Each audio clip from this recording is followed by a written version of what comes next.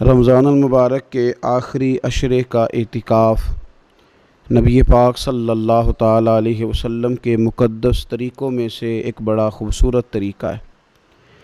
قرآن مجید نے ارشاد فرمایا، میرے گھر کو خوب صاف ستھرا کرو، طواف کرنے والوں کے لیے اور اعتکاف کرنے والوں کے لیے اور رکوع اور سجود کرنے والوں کے لیے۔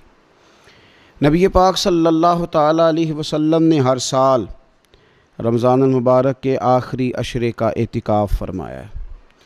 ایک سال کسی وجہ سے اعتکاف نہ فرما سکے تو اگلے سال 20 دنوں کا اعتکاف فرمایا۔ نبی پاک صلی اللہ تعالیٰ علیہ وآلہ وسلم نے اعتکاف کا جو مقصد بیان کیا وہ شب قدر کی تلاش بیان کیا۔ اعتکاف سے مراد یہ ہے کہ انسان سارا کچھ چھوڑ چھاڑ کے اللہ تعالیٰ کے گھر میں اس کی عبادت کے لیے، اس کو راضی کرنے کے لیے بیٹھ جائے، اور 10 دن جب وہ مسجد شریف میں حاضر رہتا ہے تو حضور صلی اللہ تعالیٰ علیہ وسلم فرماتے ہیں اللہ تعالیٰ اسے 2 حج اور 2 عمرے کا ثواب عطا کرتا ہے۔ اعتکاف کے اندر کچھ باتیں بڑی ضروری ہوتی ہیں، جیسا کہ انسان کو بلا ضرورت طبی مسجد سے باہر نہیں آنا، اس کو کوئی فضول بات نہیں کرنی، اس کو کوئی ایسا کام نہیں کرنا کہ جو شریعت اسلامیہ جس سے منع کرتی ہو۔ اس کے ساتھ ساتھ کچھ اعتکاف کے آداب بھی ہیں کہ اس نے 10 دن مسجد کے اندر رہنا ہے تو آخر اس نے کرنا کیا ہے۔ ہمارے ہاں لوگ مسائل پوچھ لیتے ہیں اور مسائل پوچھنے کے بعد پھر ان کی گنجائش سے بہت زیادہ فائدہ اٹھاتے ہیں۔ اس میں کوئی شک نہیں ہے کہ باہر سے آنے جانے والے آدمی کے ساتھ آپ گفتگو کر سکتے ہیں، ضرورت کے تحت آپ ٹیلی فون پر بھی بات کر سکتے ہیں، لیکن اس کو اگر آپ نے یہی کام کرنا تھا اور بہت زیادہ وقت اسی پر ضائع کرنا تھا تو پھر تو آپ پہلے سے باہر موجود تھے۔ اعتکاف میں آنے کا مقصود تو اللہ کی عبادت ہے۔ اعتکاف میں جب آپ آ گئے تو اس کا مقصد ہے کہ آپ کچھ دنوں کے لیے لوگوں سے کٹ کے اللہ کی بارگاہ میں حاضر ہو گئے، آپ نے اپنے رب کو راضی کرنے کا ارادہ کر لیا۔ تو اعتکاف میں ایک تو شوق سے آئیں۔ ہمارے علماء نے لکھا ہے کہ زندگی میں ایک بار تو اعتکاف کاری لینا چاہیے، اس پر توجہ ہو ہی جانی چاہیے۔ وقت ملنا تو زندگی میں پراپر طریقے سے تو بڑا مشکل ہوتا ہے، لیکن وقت نکال کے اعتکاف میں ایک دفعہ تو زندگی میں آ ہی جانا چاہیے، اور کسی کو ہر سال موقع مل جائے تو پھر تو کیا ہی بات۔ تو اعتکاف کے اندر جو کام ہم نے کرنے ان میں سب سے زیادہ اور سب سے پیارا کام یہ ہے کہ کثرت کے ساتھ قرآن پاک کی تلاوت کریں۔ نبی پاک صلی اللہ تعالیٰ علیہ وآلہ وسلم رمضان المبارک میں قرآن پاک کا دور فرماتے تھے حضرت جبریل امین علیہ السلام کے ساتھ، اور جس سال حضور کا وصال ظاہری ہوا اس سال حضور فرماتے ہیں 2 مرتبہ قرآن پاک کا دور کیا۔ 2 دفعہ حضور نے حضرت جبریل امین کو قرآن شریف سنایا اور 2 دفعہ انہوں نے نبی پاک صلی اللہ علیہ وسلم کو سنایا۔ تو بہت کثرت کے ساتھ قرآن پاک کی تلاوت کی جائے۔ ایک پہلو اور بھی ہے اس کا، اس پر بھی آپ توجہ کریں گے۔ قرآن مجید کو پڑھنا بھی ضروری ہوتا ہے اور صحیح پڑھنا سب سے زیادہ ضروری ہوتا ہے۔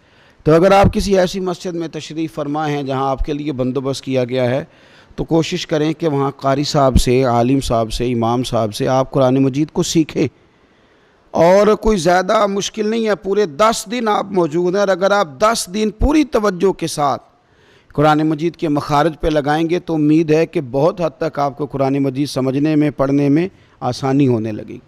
دوسرا، اعتکاف میں جب آپ موجود ہیں تو آپ کو کوشش کرنی ہے کہ آپ محاسبہ نفس پر توجہ دیں۔ آپ اپنے اوپر غور کریں، زندگی میں کون سی ایسی غلطیاں ہیں جو جان نہیں چھوڑ رہی، ان کی کس طرح کر کے اصلاح کی جا سکتی ہے۔ کون سے ایسے کام ہیں جو میں کرتا ہوں تو اس غلطی میں زیادہ مبتلا ہو جاتا ہوں، اور کون سی ایسے کام ہیں، کون سی ایسی جگہ ہیں جہاں میں جاتا ہوں تو میرا ان غلطیوں سے نکلنے میں مجھے وہ جگہیں اور وہ کام مددگار ہوتے ہیں۔ تو اپنے محاسبہ نفس پر توجہ دی جائے۔ اعتکاف کے 10 دنوں میں موقع ملتا ہے انسان کو اپنے لیے سوچنے کا۔ حضرت مجدد الفسانی شیخ احمد فاروق سرہندی رحمۃ اللہ تعالیٰ علیہ سے کسی نے پوچھا تھا کہ دنیا میں خوش نصیب شخص کون ہوتا ہے، تو فرمایا جسے دید قصور حاصل ہوتی ہے۔ حضور دید قصور کیا ہوتا ہے؟ فرمایا جسے اپنی غلطیاں نظر آنی شروع ہو جائیں۔ جب اللہ تعالیٰ کسی کے ساتھ بھلائی کا ارادہ کرتا ہے تو اس کی کمزوریاں، اس کی غلطیاں اس کے سامنے لاتا ہے تاکہ اسے اصلاح کا موقع ملے، اور جب ایسا نہیں ہوتا تو پھر تو لوگ جب غلطی مانیں گے ہی نہیں تو اصلاح کیسے ہوگی؟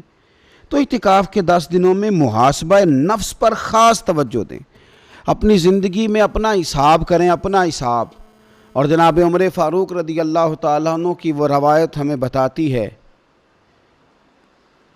کہ حساب کر لو اس سے پہلے کہ تمہارا حساب کیا جائے۔ تیسری بات، ایک تو قرآن پاک پڑھیں گے، ایک محاسبہ نفس کریں گے، تیسری بات مراقبہ کریں۔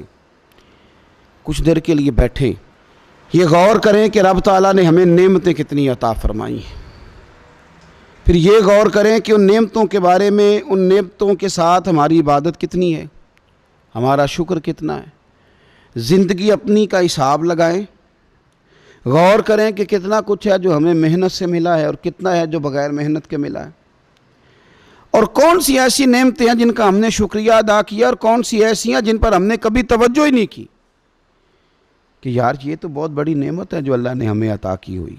اپنی گردن کو جھکا کے تھوڑا غور و فکر کریں۔ تفکر کا درس دیا ہے قرآن پاک نے، بار بار کہا ہے تفکر کرو، غور کرو، تدبر کرو، تو یہ ہمیں موقع میسر آتا ہے۔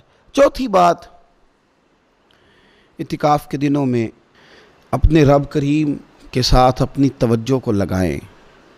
قرآن حکیم نے جو کہا نا کہ رب کی عبادت اس طرح کرو کہ تمہیں نا یقین حاصل ہو جائے، کھول کر اس کی بارگاہ میں سجدے کریں، دعائیں مانگیں۔ ہمارے صوفیہ فرماتے ہیں کہ ایک وقت آتا ہے کہ انسان کو خود اطمینان قلبی نصیب ہو جاتا ہے، اسے محسوس ہوتا ہے کہ واقعی میرا رب مجھ سے راضی ہے، اسے محسوس ہونے لگتا ہے کہ میں اپنے مالک کے قریب چلا گیا ہوں۔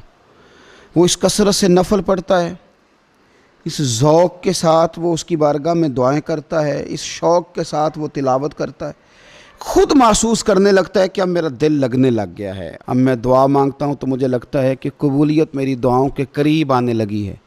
اللہ نے ہمیں یہ موقع دیا ہے کہ ہم خوب اس پر توجہ کریں۔ پانچویں بات اعتکاف والوں کی خدمت میں یہ عرض کرنی ہے کہ پورے 10 دن ہمارے پاس موجود ہوں گے اور ہم نے مسجد میں ہونا ہے، تو کیوں نہ ایسا کریں کہ از اول تا آخر، صبح سے شام تک ہم ہر وہی کام اسی طریقے سے کرنے کی کوشش کریں جو طریقہ ہمیں رسول پاک نے عطا فرمایا۔ ہمارا کھانا پینا، سونا جاگنا، بولنا حضور کی اتباع میں لے آئیں۔ ہم ان 10 دنوں میں ہم پریکٹس کریں کہ ہم نے سنت کے مطابق، حضور کے طریقے کے مطابق سارے کام کرنے۔ آپ اگر یہ ارادہ کریں گے تو پتہ ہے مدینے والے محبوب علیہ السلام نے فرمایا جس نے میری ایک سنت کو زندہ کیا گئے گزرے دور میں رب اسے 100 شہیدوں کا ثواب عطا فرمائے گا۔ تو اتنا اعزاز ہے۔ تو ان 10 دنوں میں ہونا بھی مسجد میں ہے، ہونا بھی باوضو ہے، تو کیوں نہ سارے کام سیکھا جائے، پڑھا جائے اس سے پہلے کہ کھانا کس طرح کھانا سنت ہے، اور کس طرح بیٹھ کے کھانا سنت ہے، اور پھر کس طرح کر کے گفتگو کرنا حضور علیہ السلام کا مقدس طریقہ تھا، وہ کس طرح سے پھول جھڑتے تھے جن سے لوگ فیض حاصل کرتے تھے۔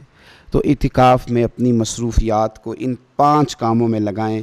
ایک تو تلاوت قرآن حکیم کریں، دوسرا محاسبہ نفس، تیسرا مراقبہ کریں، تدبر کریں، غور کریں اپنے اوپر بھی اور اللہ تبارک و تعالیٰ کی نشانیوں پر بھی، اور چوتھا یہ کہ کوشش فرمائیں کہ ہم اپنی عبادت کو، اپنی دعا کو، اپنے استغفار کو اس طرح کا بنائیں کہ ہمیں محسوس ہو کہ قرب الہی کے جانب ہمارا سفر ہے۔ اور پانچواں، ان 10 دنوں میں سنت اور شریعت کی وہ ساری چیزیں جس کا دین ہم سے مطالبہ کرتا ہے، اب تو ہم بالکل دنیا سے ایک سائیڈ پہ ہو کے بیٹھیں، اب تو اس طرف توجہ کریں۔ اللہ تعالیٰ سمجھنے کی توفیق عطا فرمائے۔